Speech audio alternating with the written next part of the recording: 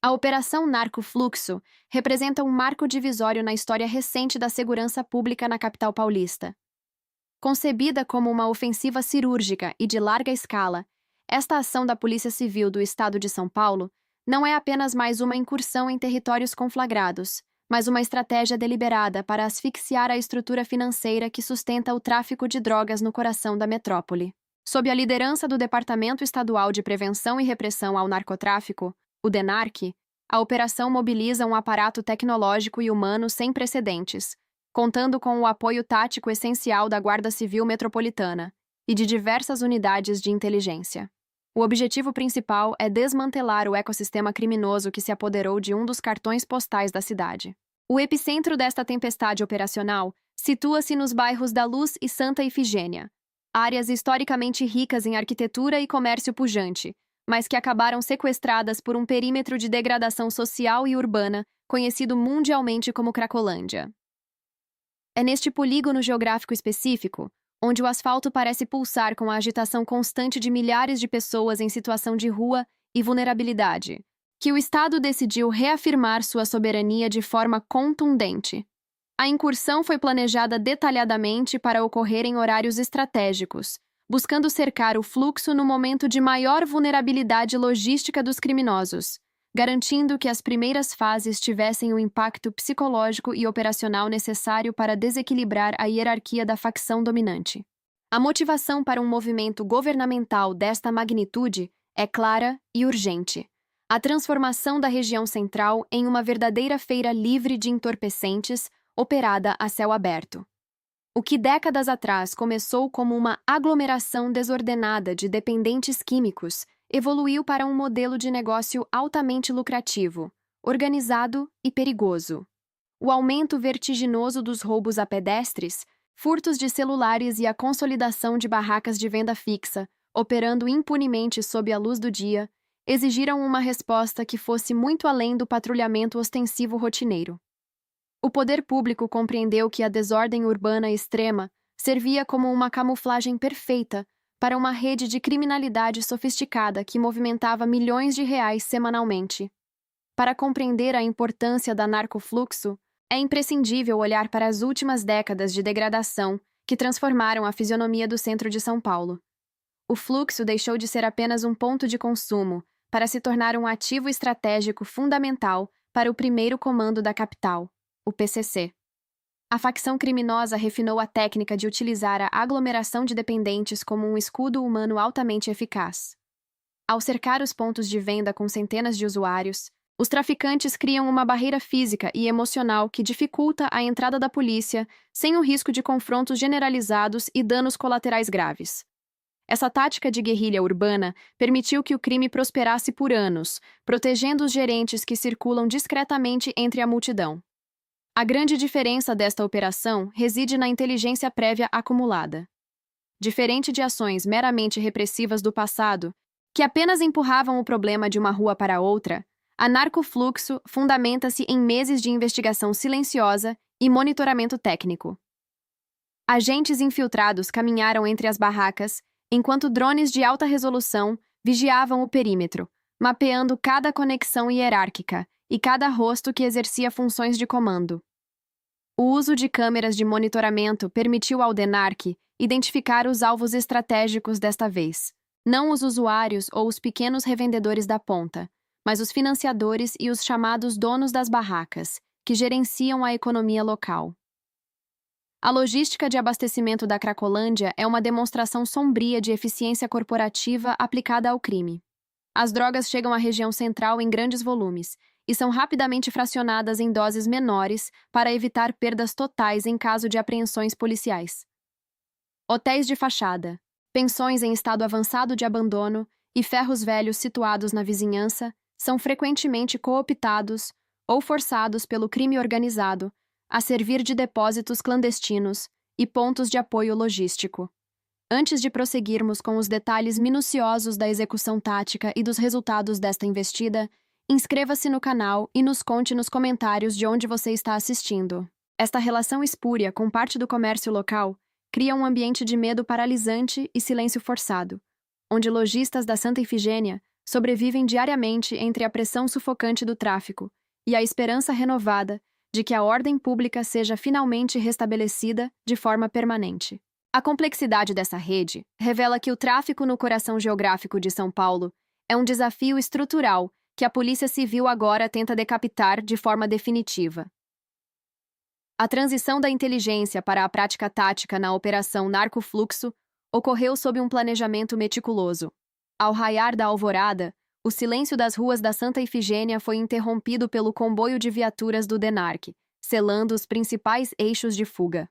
O isolamento do perímetro da região foi imediato, com a Guarda Civil Metropolitana estabelecendo bloqueios táticos para garantir que o fluxo fosse contido em um cerco controlado. Esta manobra visava a captura de alvos e a imposição necessária da ordem estatal em um território antes governado por leis próprias ditadas pela facção criminosa dominante. Com o perímetro isolado, as equipes táticas iniciaram o cumprimento de mandados de busca e prisão expedidos pelo Poder Judiciário. O foco central foi o desmantelamento das estruturas que sustentavam o mercado ilícito, as famigeradas barracas. O processo de remoção foi acompanhado por agentes de limpeza sob proteção policial, já que cada lona retirada revelava um ponto de venda fixo altamente lucrativo. A desarticulação dessas barracas destruiu a infraestrutura logística que permitia ao primeiro comando da capital operar uma economia de balcão na via pública, desafiando abertamente a autoridade da lei.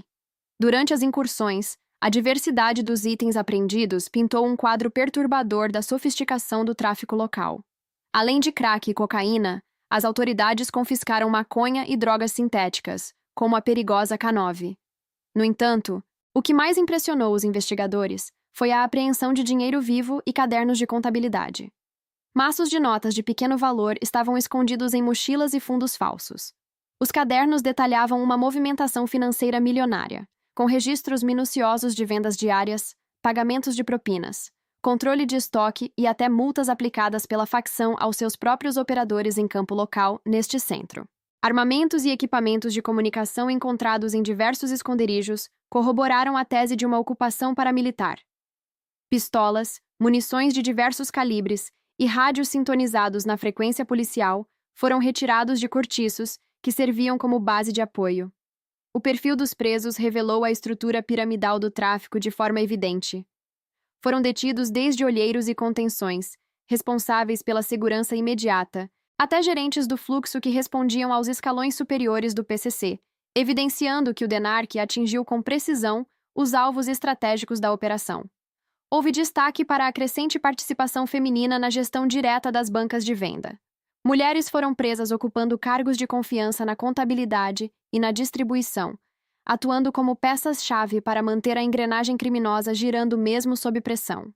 O uso de tecnologia foi o diferencial desta fase. Softwares de reconhecimento facial e cruzamento de dados em tempo real permitiram identificar criminosos foragidos misturados aos usuários. Essa precisão tecnológica minimizou erros e permitiu que alvos mapeados fossem retirados de circulação sem a necessidade de confrontos indiscriminados no meio da multidão. O delegado-geral e o secretário de Segurança Pública declararam oficialmente que a Operação Narcofluxo é uma política de Estado permanente para retomar o centro de São Paulo. Ressaltaram que a asfixia financeira é o único caminho para desestruturar a facção. Apesar do planejamento para evitar violência, houve resistência de grupos que tentaram impedir o avanço policial com pedras. Nesses momentos, o uso de bombas de efeito moral foi necessário para garantir a dispersão e a integridade dos agentes envolvidos na varredura por todo o território da Cracolândia. Por fim, a identificação de cativeiros e depósitos clandestinos em imóveis abandonados revelou o enraizamento criminoso na luz. Estes locais armazenavam drogas e armas, servindo como apoio logístico para o primeiro comando da capital. A descoberta dessas bases forneceu provas materiais robustas e detalhadas para fundamentar as futuras denúncias criminais contra os líderes identificados. A operação continua avançando para desmantelar toda a estrutura de apoio que ainda resta oculta na região, preparando o terreno para as próximas fases de investigação financeira que virão a seguir, buscando a revitalização definitiva do espaço urbano da capital paulista. O impacto imediato da Operação Narcofluxo foi visível na fragmentação súbita do aglomerado humano que ocupava as ruas do bairro da Luz. A dispersão da multidão, embora necessária para a retomada do território, provocou a criação de diversos mini-fluxos em outras áreas da capital paulista. Esse fenômeno desafia as autoridades, pois a descentralização do consumo dificulta o monitoramento constante, mas, por outro lado, quebra a hegemonia territorial que o crime organizado exercia sobre o coração geográfico de São Paulo. O prejuízo financeiro causado às facções criminosas é estimado em milhões de reais mensais. Com a interrupção das vendas e a apreensão de toneladas de entorpecentes e insumos fundamentais, o rombo na arrecadação mensal do primeiro comando da capital foi severo e profundo. A perda de estoques valiosos e a desarticulação de pontos estratégicos forçaram a cúpula do tráfico a tentar reorganizar suas rotas logísticas, um processo lento que enfraquece o poder bélico e o potencial corruptor do grupo no curto prazo. Na esfera da opinião pública, a reação à operação foi marcadamente dividida, refletindo a complexidade do problema. De um lado, houve um amplo apoio de setores que clamam por maior segurança e pela recuperação do centro histórico, vendo na ação policial um passo indispensável para a ordem pública. De outro, surgiram críticas de entidades de direitos humanos que alertam para o risco de higienização urbana, questionando se a dispersão resolve o problema ou apenas o transfere de endereço. A questão da saúde pública emerge como um dos pontos mais sensíveis nesse cenário pós-operação. O trabalho de organizações não governamentais e agentes de saúde, que atuam na redução de danos com dependentes químicos, sofreu interrupções logísticas graves. A dispersão dos usuários em grupos menores dificulta o acompanhamento médico e social constante, exigindo que as políticas de assistência pública se tornem tão ágeis quanto o próprio fluxo de pessoas. Para os comerciantes da Santa Ifigênia, o sentimento dominante é de uma cautela esperançosa. Após décadas convivendo com a insegurança e a queda nas vendas, a presença ostensiva do Estado trouxe um alento momentâneo necessário. Muitos lojistas relatam um aumento na sensação de segurança para seus clientes, embora o medo de represálias silenciosas por parte do crime organizado ainda paire sobre a região. As consequências jurídicas para os detidos seguem agora um rito processual rigoroso.